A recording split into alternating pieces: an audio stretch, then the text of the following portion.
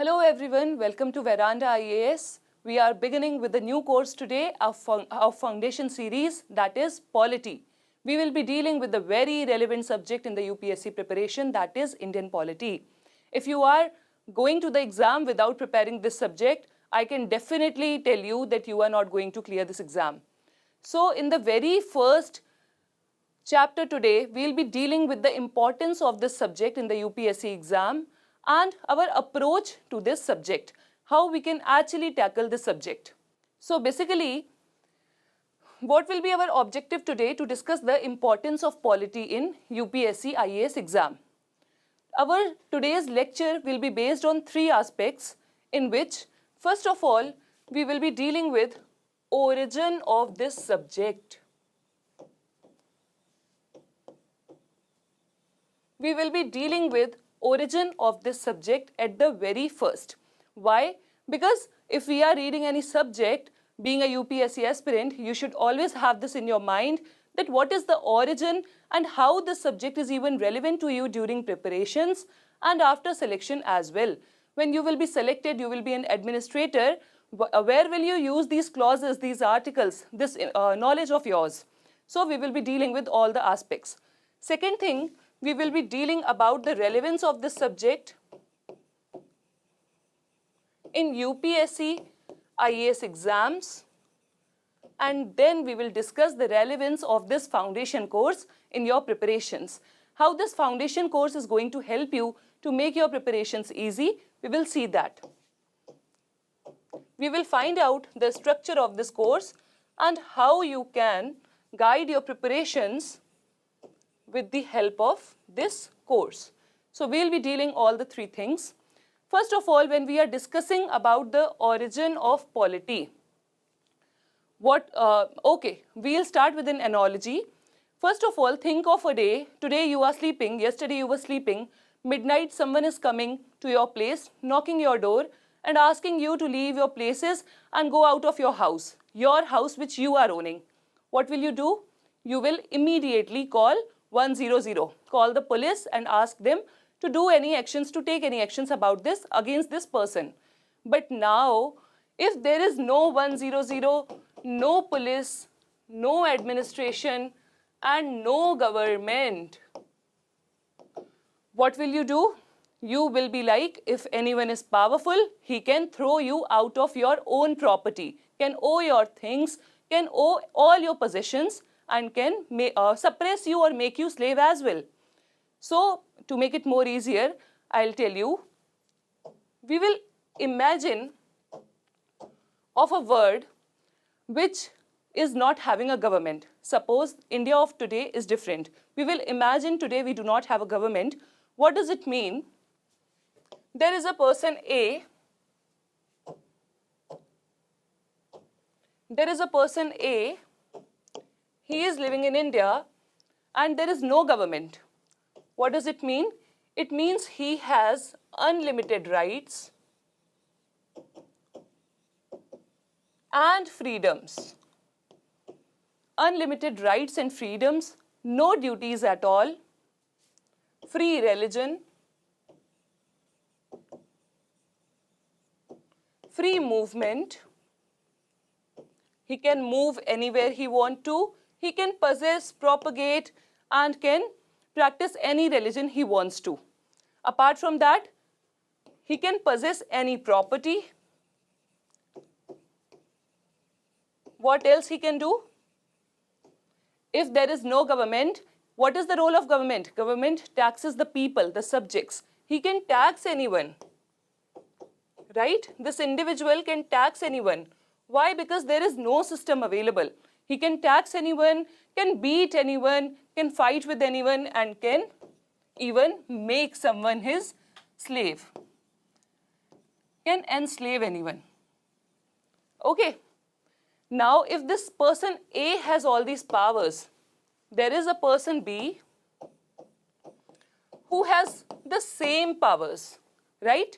There is a person C, there is a person D and so on. All the persons have same power. What will happen here? This is a state of chaos, of anarchy. Basically, the one who is powerful will rule. If I am powerful financially, physically, I have force, I can take rights of other people or can beat them, tax them, or can even make them slaves. Okay. Now, this is a one thing. This problem emerged in word in 15th century and 15th, 16th century, and what happened? This analogy, this problem, this situation was analyzed by a great political scientist who was known as Thomas Hobbes.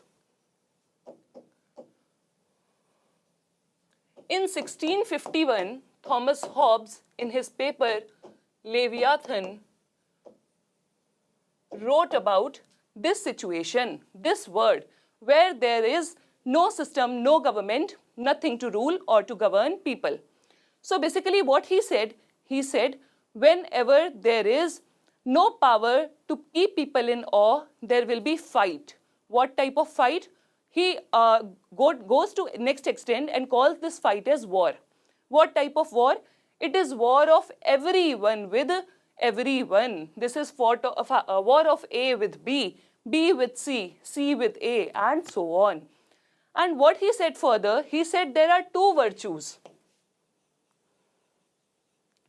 There are two virtues which are basically governing this war. This war is being fought on the basis of two virtues.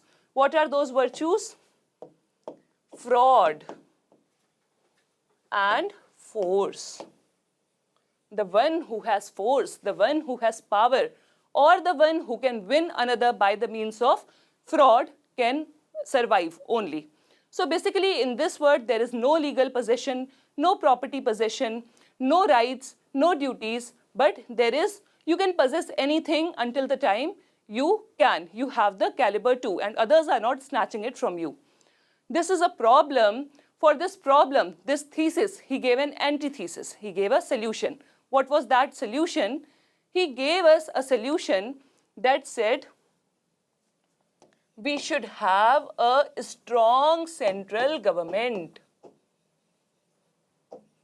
What is he saying? There is a need of a strong central government.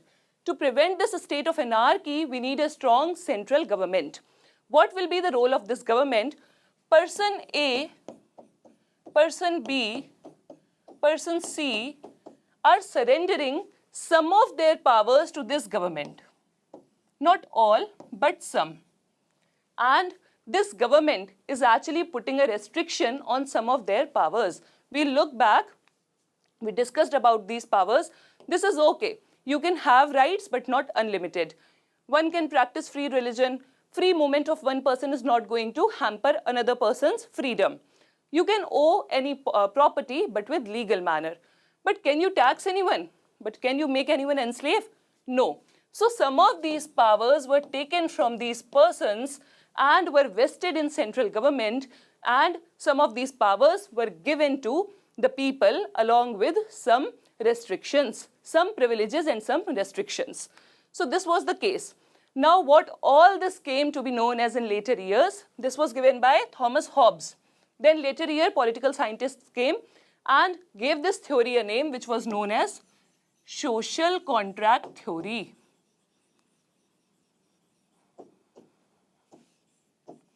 Social contract theory.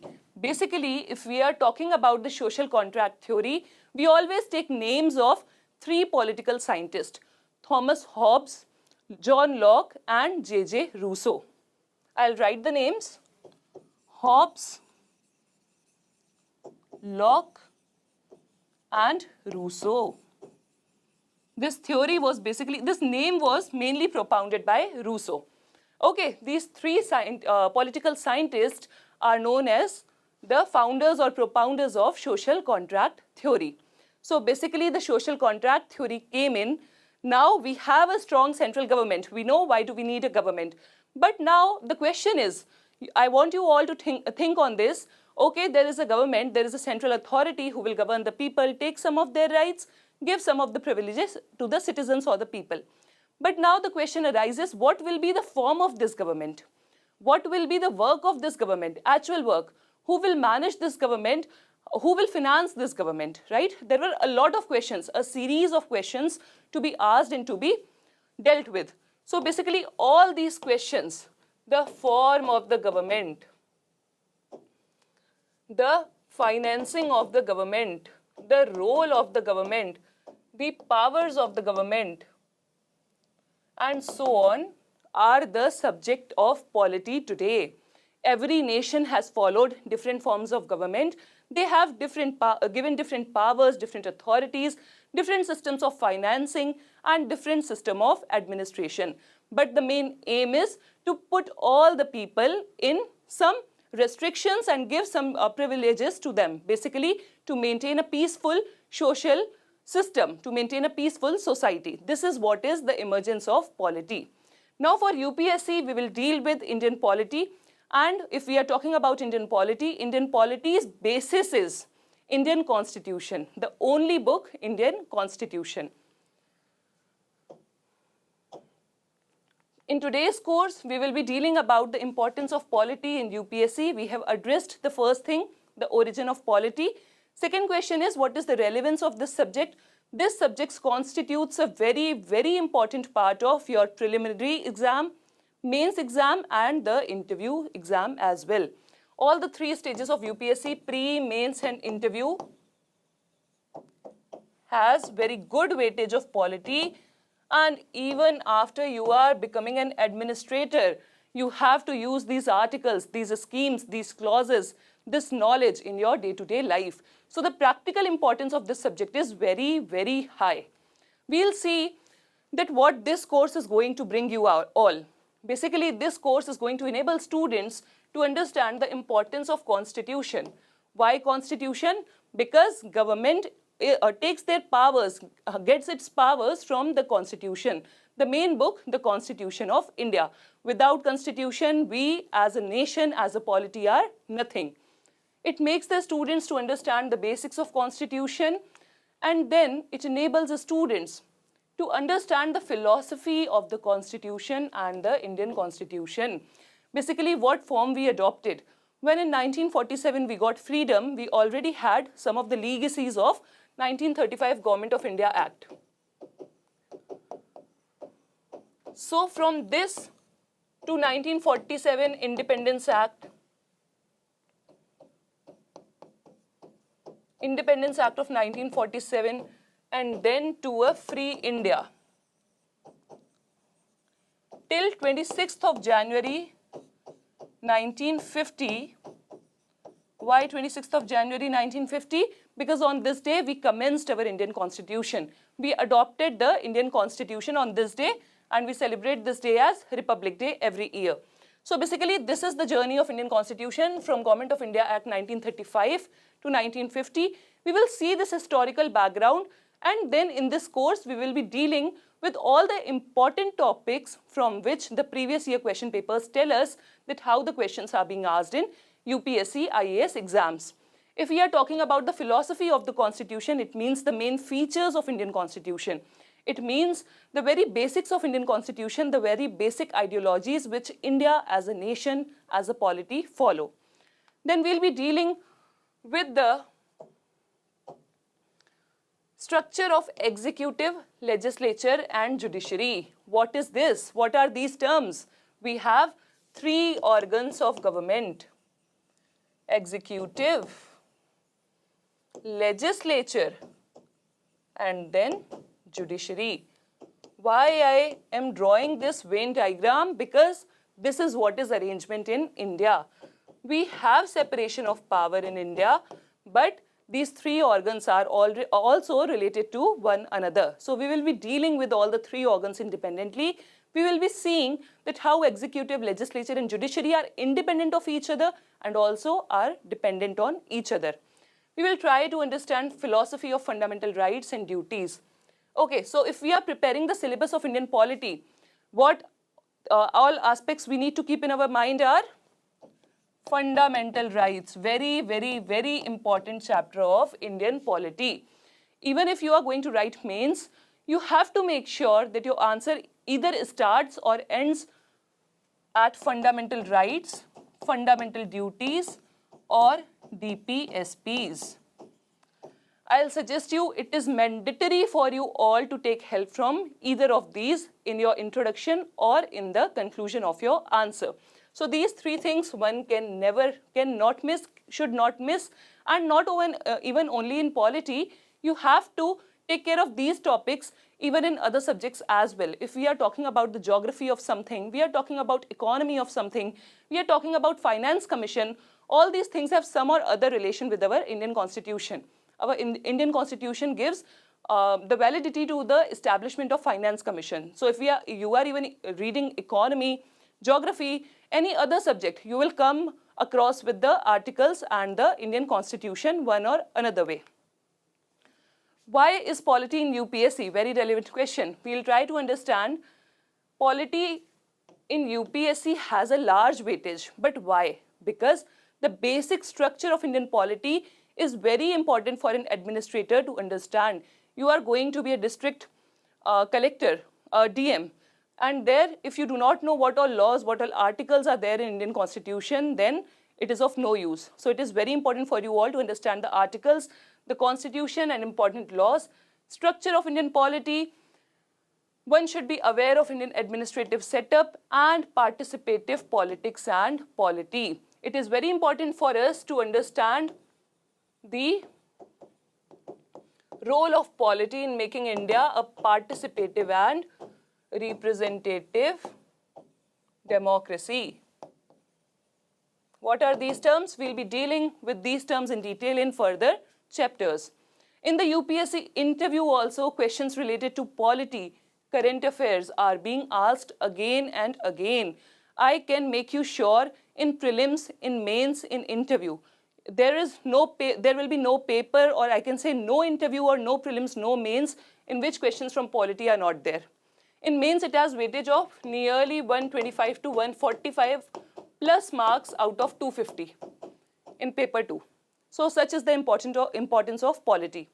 The significance of the subject is carried forward even when you get into the service. It forms an important part of the administration. Even if one is not an administrator, he or she should know what all rights, what all duties and what all directive principles are there in Indian constitution. Polity is one of the significant subjects of paper 2.